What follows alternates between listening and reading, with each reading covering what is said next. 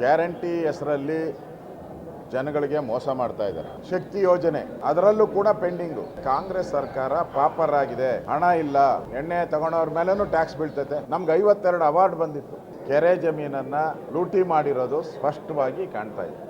ಈ ಸರ್ಕಾರ ಗ್ಯಾರಂಟಿ ಹೆಸರಲ್ಲಿ ಜನಗಳಿಗೆ ಮೋಸ ಮಾಡ್ತಾ ಇದ್ದಾರೆ. ನಿನ್ನೆ ಗೃಹಲಕ್ಷ್ಮಿ 2,000 ರೂಪಾಯಿ ಏನು ಕೊಡಬೇಕಾಗಿತ್ತು ಅದು ಹೋದ ವರ್ಷದ ಬಡ್ಜೆಟ್ ಇದರಲ್ಲಿ ಬಂದಿರೋವಂಥದ್ದು. ಪಟಾಪಟ್ ಅಂತ 5,000 ಕೋಟಿ ಲೂಟಿ ಹೊಡೆದ್ಬಿಟ್ಟಿದೆ.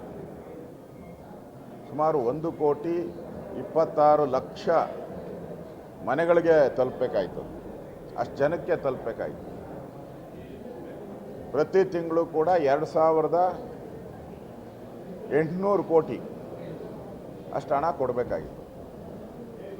ಮೋಸ ಮಾಡಿದ್ದಾರೆ. ಈಗ ಶಕ್ತಿ ಯೋಜನೆ ಅದರಲ್ಲೂ ಕೂಡ ಪೆಂಡಿಂಗು. ಆ ಕಾರ್ಮಿಕರೆಲ್ಲ ಬೀದಿಗಿಳಿದು ಹೋರಾಟಕ್ಕೆ ಇಳಿದಿದ್ದಾರೆ. ಎಲ್ಲ ಟ್ರಾನ್ಸ್ಪೋರ್ಟ್ ಡಿಪಾರ್ಟ್ಮೆಂಟವರೆಲ್ಲ ಬೀದಿಗಿಳಿದು ಹೋರಾಟ ಮಾಡಿದ್ದಾರೆ. ಅಂದರೆ ಕಾಂಗ್ರೆಸ್ ಸರ್ಕಾರ ಪಾಪರ್ ಆಗಿದೆ, ಹಣ ಇಲ್ಲ,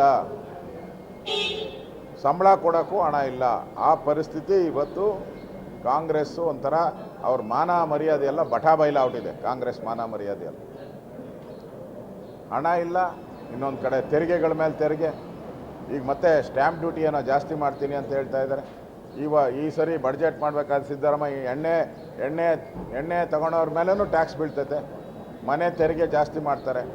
ಅಂದರೆ ಈ ಸರ್ಕಾರ ಒಂದು ಕಡೆ ತೆರಿಗೆ ಹಾಕೋವಂಥದ್ದು, ಇಲ್ಲಿ ನಾಗರಿಕರಿಗೆ ಕೊಡಬೇಕಾಗಿರೋವಂಥ ಸವಲತ್ತುಗಳಿಗೆ ಕತ್ತರಿ ಹಾಕಿ ಇದು ಒಂಥರ ತೊಗಲಕ್ ಸರ್ಕಾರ.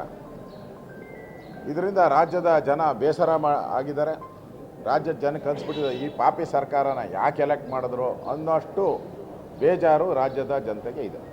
ನಾನು ಟ್ರಾನ್ಸ್ಪೋರ್ಟ್ ಮಿನಿಸ್ಟರ್ ಆಗಿದ್ದಾಗ ಸರ್ಪ್ಲೆಸ್ ದೇಶದಲ್ಲೇ ನಮ್ಮ ಒಂದೇ ಒಂದು ಟ್ರಾನ್ಸ್ಪೋರ್ಟ್ BMTC ಲಾಭದಲ್ಲಿತ್ತು, KSRTC ಲಾಭದಲ್ಲಿತ್ತು. ಸುಮಾರು 1,000 ಎಕರೆ ಜಮೀನನ್ನು ನಾನು ರಿಸರ್ವ್ ಯಾವುದಾದ್ರು ಸರ್ಕಾರ ಹರಾಜು ಹಾಕಿತ್ತು, ಗೌರ್ಮೆಂಟು ರೆವಿನ್ಯೂ ಅಷ್ಟು ಹಣ ಕೊಟ್ಟು ತೊಗೊಂಡು ಇಟ್ಕೊಂಡಿದ್ದೆ ರಿಸರ್ವ್ ಅಂತ.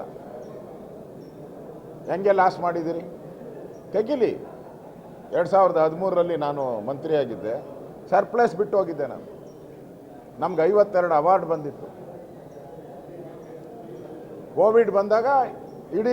ಕೋವಿಡ್ ಬಂದಾಗ ನಮ್ಮ ರಾಜ್ಯ ಅಲ್ಲ, ಪ್ರಪಂಚದಲ್ಲಿ ಅಮೇರಿಕಾಯಿಂದ ಹಿಡಿದು ಎಲ್ಲನೂ ಲಾಸೇ. ಕೋವಿಡ್ ಬಂದಾಗ ಅದನ್ನು ಲೆಕ್ಕ ತಗೊಳಕ್ಕಾಗಲ್ಲ.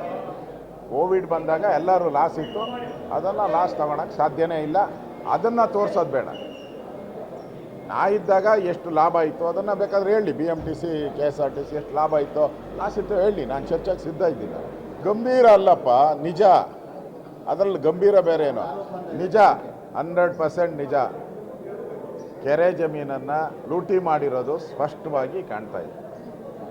ಸುಮಾರು 21 ಎಕರೆ ಜಮೀನು, ಕೋಲಾರ, ನರಸಾಪುರ. ಕೋಟ್ಯಾಂತರ ರೂಪಾಯಿ ಆಸ್ತಿ. ಇವತ್ತು ಅಲ್ಲಿ ಪಾರ್ಟಿ ಮಾಡಿದ್ದಾರೆ ಅಂತ ಯಾರೋ ವಿಡಿಯೋ ಕಳಿಸಿದ್ರು ನನಗೆ. ಅದೇ ಜಾಗದಲ್ಲಿ ಅಧಿಕಾರಿಗಳ ಸಭೆ ಮಾಡಿದ್ದಾರೆ. ಒಂದು ಕಡೆ ನಿನ್ನೆ ಲಕ್ಷ್ಮೀ ಹೆಬ್ಬಾಳ್ಕರ್ ಅವರದ ಹಣ ಲೂಟಿ, ತಪ್ಪು ಮಾಹಿತಿ. ಇನ್ನೊಂದು ಕಡೆ ರೆವಿನ್ಯೂ ಇಲಾಖೆಯಲ್ಲಿ ಯಾರು ರೆವಿನ್ಯೂ ಜಮೀನನ್ನು ಕಾಪಾಡಬೇಕಾಗಿತ್ತು ಆ ಕಾಪಾಡುವಂಥ ವ್ಯಕ್ತಿಯಿಂದನೇ ಅಕ್ರಮ. ಮತ್ತು ನಿನ್ನೆ ಗೃಹ ಸಚಿವರು ಯಾರು ಆ ಪೊಲೀಸರು ರಾಜ್ಯದಲ್ಲಿ ಕಾನೂನು ಸುವ್ಯವಸ್ಥೆ ಕಾಪಾಡಬೇಕಾಯಿತು ಅವರೇ ಕಳ್ಳರಾಗೋಗ್ಬಿಟ್ಟಿದ್ದಾರೆ. ಪೊಲೀಸರೇ ಕಳ್ಳರು, ಕಳ್ಳ ಪೊಲೀಸರು. ಅಂದರೆ ಈ ಸರ್ಕಾರ ನುಂಗಣ್ಣಗಳ ಸರ್ಕಾರ, ಲೂಟಿ ಮಾಡೋ ಸರ್ಕಾರ. ಇಡೀ ಕ್ಯಾಬಿನೆಟ್ಟಲ್ಲಿ ಎಲ್ಲರೂ ಕೂಡ ಲೂಟಿಗೆ ಹೇಳಿದಿರೋದು ಇದರಿಂದ ಸ್ಪಷ್ಟ ಆಗ್ತೈತೆ. ಇದನ್ನು ತನಿಖೆ ಆಗಬೇಕು. ಅದಕ್ಕೆ ನಾವು BJP ಇದಕ್ಕೆ ಒತ್ತಾಯವನ್ನು ನಾವು ಮಾಡ್ತೀವಿ.